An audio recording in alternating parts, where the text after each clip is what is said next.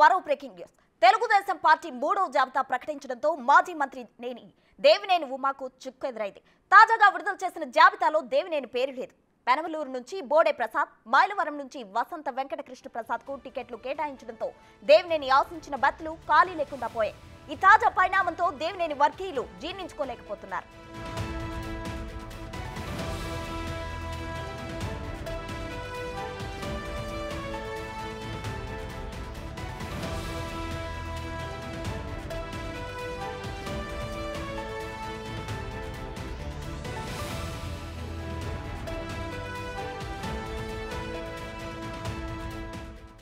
Telugu Desam party మూడో జాబితా ప్రకటించడంతో మాజీ మంత్రి దేవినేని ఉమకు చుక్కెదురైంది.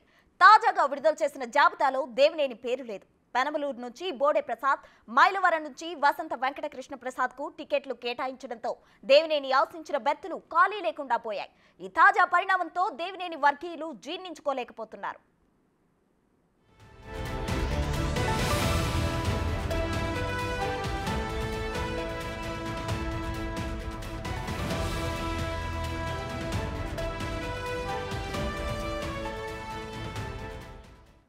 దీనికి సంబంధించి పూర్తి అప్డేట్స్ మా ప్రతినిధి శివ అందించడానికి సిద్ధంగా ఉన్నారు. శివ, చెప్పండి, దేవినేని ఉమకు చుక్కెదురు అయినట్లు తెలుస్తుంది. అయితే ప్రస్తుతం దేవినేని వర్గీయులు ఏమంటున్నారు?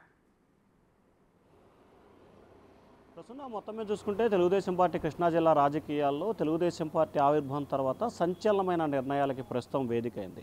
సో ప్రధానంగా చూసుకుంటే మైలవరం నియోజకవర్గానికి సంబంధించి సీనియర్ నేత తెలుగుదేశం పార్టీ 2014 నుంచి 2019 అధికారంలో ఉన్న సమయంలో కూడా ఆ పార్టీలో లోకేష్ కంటే కూడా కీలకమైన నేతగా వ్యవహరించారు. సో ఏదైతే ప్రధానంగా దేవినేని ఉమా అంటే చంద్రబాబు తర్వాత నెంబర్ 2 స్థానానికి ఆయన టీడీపీలో ఎదిగారు. సో ఇటువంటి తరుణంలో కూడా 2019లో ఆయన ఓటమి చెందారు. 24లో అతనికి టికెట్ నిరాయిస్తూ అధిష్టానం నిర్ణయం తీసుకుంది. సో ప్రధానంగా చూసుకుంటే మైలవరం నియోజకవర్గానికి సంబంధించి దేవినేని ఉమాకి సొంత సామాజిక వర్గం నుంచే ఎక్కడా కూడా అనుకూలమైన పరిస్థితులు లేకపోవటం, అతను మంత్రిగా ఉన్న సమయంలో ఎవరిని పట్టించుకోకపోవటం, నియోజకవర్గంలో అందుబాటులో ఉండకపోవటం, కనీసం ఎవరైతే తన అనుమాయులుగా ఉన్నారో సొంత నాయకుల్ని కార్యకర్తల పట్ల దురుసుగా ప్రవర్తించడం ఎప్పుడు కూడా ఆయన అందుబాటులో లేని పరిస్థితి కనిపించింది.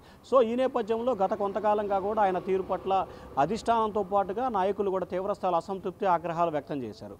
ఇటీవల చంద్రబాబు మొత్తం 2 సంవత్సరాల కాలంలో 6 సర్వేల్ని నిర్వహించారు. 6 సర్వేల్లో కూడా దేవినేని ఉమాకి వ్యతిరేకంగానే ఫలితాలు వచ్చాయి.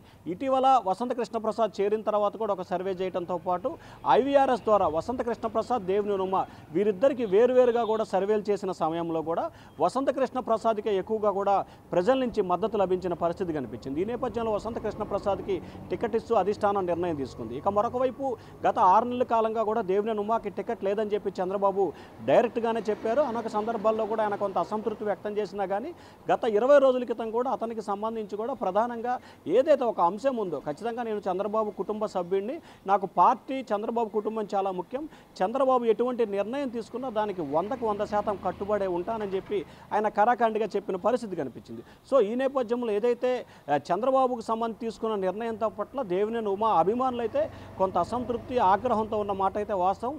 కానీ ఇప్పటికే అధిష్టానం నిర్ణయం తీసుకుంది. ఇప్పటికే దేవినేని ఉమా తన అనుచరులకు కూడా పూర్తి స్థాయిలో విధి విధానాలను కూడా ఖరారు చేశారు. ఎందుకంటే రానున్న పరిస్థితుల్లో పార్టీ గెలవాలి, చంద్రబాబుని ముఖ్యమంత్రిని చేయాలి కాబట్టి ఖచ్చితంగా కొన్ని మార్పులు చేర్పులు అధిష్టానం తీసుకుంది. దానికి మనం అనుకూలంగా వ్యవహరించాలని చెప్పి ఆయన ముఖ్య నాయకుల సమావేశంలో ఉమా కూడా చెప్పినట్టు తెలుస్తూ ఉంది. సో ఈ నేపథ్యంలో ఆయన అనుమతులకు సంబంధించి మాట్లాడే బాధ్యతని ఉమాకి అప్పచెప్పారు.